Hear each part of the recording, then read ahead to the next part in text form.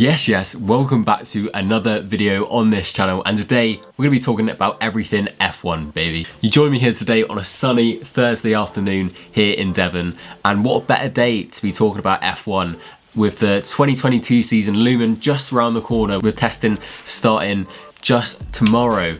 I can't believe it's come around so soon, but here we are, and what better day to be doing a prediction for this season. So let's get into this. This is going to be my prediction for the final standings come the end of the season, and we're going to be ranking them from P20 to P1, and yeah, we're going to be throwing a few hot takes in there in between. So strap yourselves in, as with any predictions, these could go horribly wrong.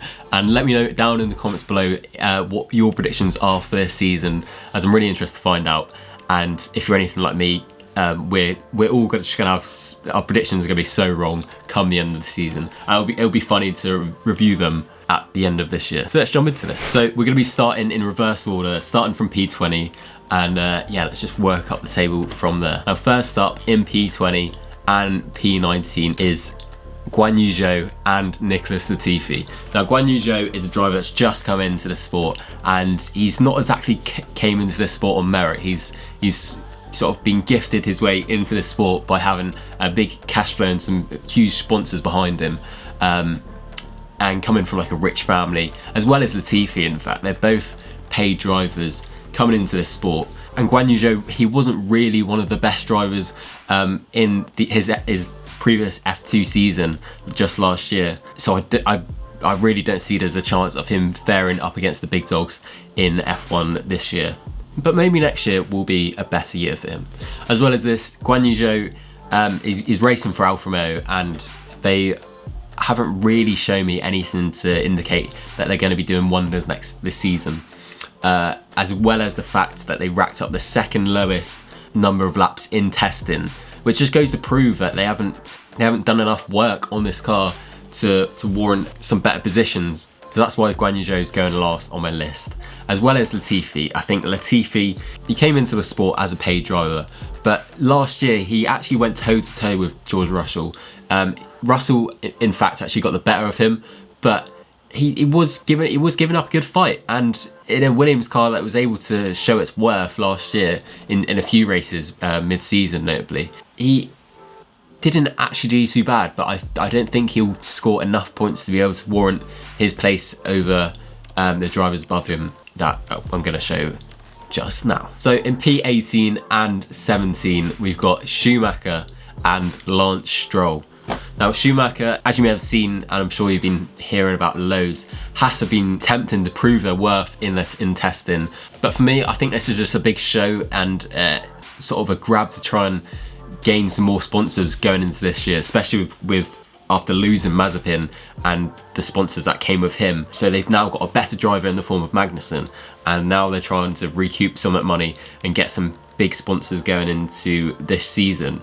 And they've done that by putting in some quality lap times in testing, so that hopefully these sponsors will realise, oh look, they're actually doing quite well, let's sponsor them. But I don't think that's going to work out the way they intended. I still feel like Haas, although they may have developed their car quite a bit from last year, especially as they sort of didn't even bother putting any work into last year's car.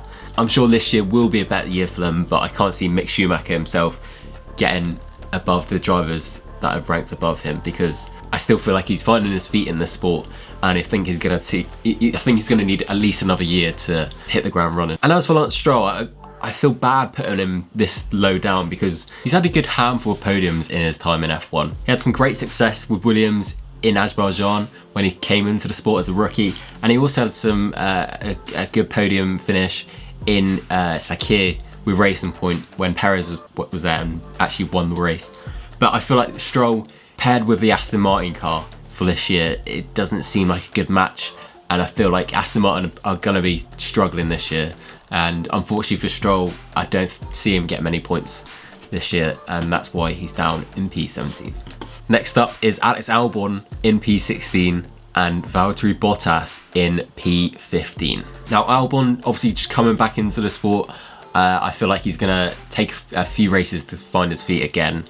He's been doing racing outside of F1 as well, so he's not exactly just come away from it altogether and now just been jumped back into a racing seat. It's still going to be a learning curve for him to come back into the sport, especially coming into a new car that's not necessarily suited to his ability like the Red Bull was. And I feel like he's going to struggle in the first half of the season, but in the latter stages I could see Williams getting a few points, especially with like a few slip-ups maybe if there's a lot of rain in a few races. And as for Valtteri Bottas, I think he's going to outscore his opponent, his rival and teammate Guan Yu Zhou by quite some mark. But leaving Mercedes and going to Alfa Romeo is certainly going to be a step down for him. And unfortunately for the Flying Finn, I can see him struggling in this Alfa Romeo car, but I do see some glimpses of quality to him that may just put him above Albon and Stroll. Moving on, it's now time for the other Haas driver and the other Aston Martin driver of Kevin Magnussen coming into the sport. What a return it is for him, and Sebastian Vettel. I think Magnussen this is really gonna be a good season for him. I feel like he's gonna prove his worth coming into that Haas car that's got something more about it than the Haas cars that we've seen of late. And I think we're really going to see a rejuvenated K-Mag this season. And as for Sebastian Vettel, I think unfortunately the Aston Martin car is going to let him down. I do still see a world-class driver in him, especially with all the overtakes he made last season. I think he was top of that chart of that statistics. But I think if he's going to stay at Aston Martin, he needs to be in it for the long run, as I think Aston Martin's project that they've got going on is a long-term one, and we're not going to see Aston Martin at their best this year, unfortunately. Moving on to P12 and 11, we've got Fernando Alonso in P12, who's actually going to be outscored by Yuki Tsunoda, the Japanese driver, the rookie from last year, is going to come through and really prove his worth this season. I feel like in that AlphaTauri car, they've got something special going on there at the minute. But let's talk about Fernando Alonso first. The Alpine car is going to be one of the fastest out of the midfield fight this season. As a lot of people have been saying, I don't think there's going to be much of a like top and bottom pecking order. It's just going to be like the top 3 or 4 constructors and then just the rest of the field. But I do feel like Alpine and AlphaTauri, they're going to be topping the charts for the midfield drivers. And Fernando Alonso, he's had a great career behind him and he's still a top quality driver. And I'm going to explain why I think Fernando Alonso is going to be in P12 this season. And that's because Esteban Ocon and Daniel Ricciardo are both finishing higher than him in P10 and P9. I think Ocon, that's why Alonso's going to struggle this year, because Ocon's going to come through and really prove his worth this season. He's going to be Alonso's protege for this season, and I'm fully behind it. I feel like there's going to be a few more races like Hungary where Alonso sort of did some fighting for Esteban to try and go on and succeed and grab some points there for Alpine that they might not necessarily would have got if they didn't sacrifice one of their drivers to defend against one of these like top teams. I feel like that's what might happen this season. So yeah, we put Alonso P12, Tsunoda P11. Like I said, I think it's going to be a great season for the rookie driver. AlphaTauri are gonna be one of the top teams of the midfield, and yeah, I'm really excited to see what the Japanese drivers got to offer. Now, I made a video a couple weeks ago where I thought Daniel Ricciardo or Lando Norris might actually win this championship, but after testing and after seeing where McLaren are at really, and after watching Drive to Survive as well, I didn't really realise that McLaren had this feud about them between their drivers. I thought that they were quite like a close-knit team. It's really going to be a make or break season for Daniel Ricciardo. He's a top quality driver, but he needs to start clicking with the McLaren car. And if he doesn't do that in time, then he's going to be where he ends up on my list, I think, or even further down. I can't really see him finishing any higher than P9 this season, and that's why he's there. Now, moving on, we've got the second AlphaTauri man of Pierre Gasly, followed by George Russell in P7. Now, we'll get to Russell in just a bit, but Gasly, like I said, AlphaTauri are going to be doing really well in the midfield, and I think they're just going to about clinch a place above McLaren this season. And I think as for Gasly, it's really going to be another season where he's going to really prove his worth and prove why he should be in a Red Bull seat. And coming up into next season, I do feel like he's going to get promoted into a bigger team than AlphaTauri, unless, I don't know, who knows, they might actually come through and prove that they are one of the big teams and can stand a fight up against their partner team, Red Bull. And yeah, I really feel like Gasly's really going to prove his worth and show to Red Bull what they're missing out on. And moving on to why I've put George Russell in P7. Now the top 7 drivers were really tricky to sort of pin down and make a prediction on, because we don't know who's going to be the best team this time out, and it's going to be really tricky to suss this out until we've seen a couple races. I feel like with all these new regulations and rules going in, we're seeing so many different styles to the interpretations of the regulations. Like we've seen Mercedes drop their side pods and just instead have no side pods and opt for surface cooling instead. And from what we've seen in testing, they've been really struggling to narrow down and decide on a design that they like and use effectively, because although they did look fast in testing, I feel like there was other teams that looked faster, albeit they did go all out and try and set some fastest laps. But with Hamilton in the team as well, I can't see Mercedes opting for George Russell to be their star driver if Hamilton going all out for this new his 8th world title. Russell is definitely going to be taking the step back this season, and it's definitely going to be Mercedes' number 2 driver going into the season. So I can't see him finishing any lower than P7, but I can't see him finishing much higher than that either. On to the big guns. P6, and we've gone for Sergio Perez, and P5, Charles Leclerc. Now this might come as to a shock for some people. I was debating whether to put Leclerc higher, but I'll get to him in a second.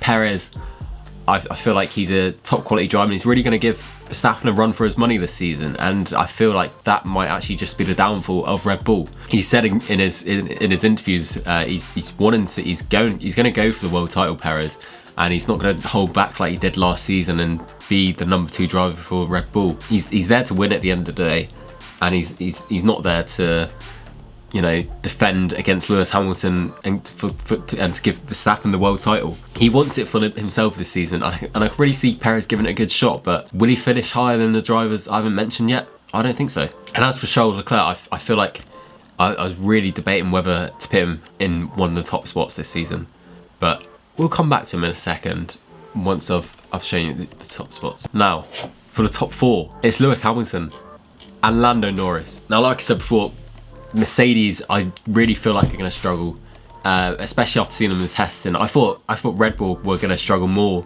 than obviously, because Red Bull were fighting with Verstappen to get that his first world title last season. And like I said with Russell, they've been struggling to nail down a design on their car that they actually like, and I think that's going to be the downfall of them. They're really going to struggle in the first half of the season, I feel like, and Hamilton's not going to get that world title that he's really desperately wanted. And not only is this season going to be a changeover for the constructors in terms of rules and regulations, it's also going to be a downfall for Lewis Hamilton. I feel like he's peaked last year, and now it's only going to go down for him. Maybe he might be able to clinch another world title next year, but I don't think it's going to be this year. Now P3, we've gone for Lando Norris, and I've actually changed my prediction from what I've done a couple of weeks ago. If you haven't seen that video, then go back and watch it. It should be just in the top left hand corner just here. But Norris, I really feel like he can be a title contender if he gets the car that he needs. If he can get a title winning car in the form of McLaren, and if they're able to fix their brake issue that they've been having in testing, then they could really be a formidable constructor going into the season. I feel like once again he's going to outscore his teammate Daniel Ricciardo by quite some mark this time. He's going to really begin to prove his worth and prove what Mercedes and Red Bull might be missing out on a driver that's capable of winning a world championship at such a young age. I feel like he might even be Hamilton's protege. I've seen a lot of people online have been counting McLaren out of the title race, but I wouldn't count them out too soon. This may come back to haunt me come the review at the end of the year, but I've really got high hopes for McLaren this year. But I've got higher hopes for the 2 guys I'm about to say next. They're going to be P2. But I've got even higher hopes for the 2 drivers that I've got next, who are about to follow in the footsteps of Lewis Hamilton and Max Verstappen going toe to toe. And that's Max Verstappen in P2 and Carlos Sainz to win the Drivers' World Championship for 2022. Now Verstappen, I feel like he's going to have a real fight on his hands this year from Ferrari and from Lando Norris and from Mercedes. Although he's a superb driver and a very aggressive one, if he keeps that aggressive attitude to him, and his aggressive nature, he could well force some crashes on track once again, and a few DNFs here and there could cost it for him. And Carlos Sainz will be the man to lift the World Championship for 2022, and that's a big call to make. This prediction's probably going to come back to haunt me, but Sainz was proving his worth in a Ferrari that was only just seated into last season, and got the better of Leclerc at the end of the day. He finished higher in the standings, and although Leclerc had some better races earlier on in the season, Sainz was still getting used to the Ferrari engine and the Ferrari power unit. And now that he's had a whole year to get used to that engine, he's got the same engine going into this year, just a different look and shape to the car. And I think it's just poetic that the two Toro Rosso drivers, the two sister team Red Bull drivers, will be world championships back to back. I think that's just something really, really beautiful about that. Obviously, Sainz has never been in a title winning car before, and now that he is in the form of Ferrari, as the Ferrari has just been hyped up so much this year, and let's hope it lives up to the expectations. It's going to be a good season if so. We've seen him get the better of Norris countless times in McLaren days, and even in the Toro Rosso days we've seen him get the better of Max Verstappen, who's a much more reckless driver back then. But seeing these two at the top could really provide a very entertaining season. So that is my prediction for the 2022 Drivers' World Championship. But what about the Constructors? Now, for the Constructors, I feel like Alfa Romeo are going to be bottom, Williams in 9th place, Haas in 8th place, Aston Martin in 7th place, Alpine in 6th place, AlphaTauri are just about going to nick 5th place, with McLaren picking up 4th spot, Mercedes in 3rd, Ferrari in 2nd, and Red Bull are going to pick up that top spot for the Constructors this year, but not for the Drivers' World Championship. That's going to go to Carlos Sainz and Ferrari. Now, just before I end this video, let's do a few hot takes as well for this up and coming season. Now, my first hot take is going to be that Tsunoda is going to grab his first podium this year, as well as Lando Norris is going to pick up his first win this season. My second hot take is that no driver is going to finish pointless this season. Every driver on the board is going to score points, some in one race or another. And my third and final hot take for this season is that there's going to be a race this season with 10 DNFs. There's going to be a race where only 10 drivers finish. So I'm looking forward to that. Thank you guys so much for watching this prediction video. If you did enjoy this video, then hit that like button down below and subscribe whilst you're there. Go on, down and below.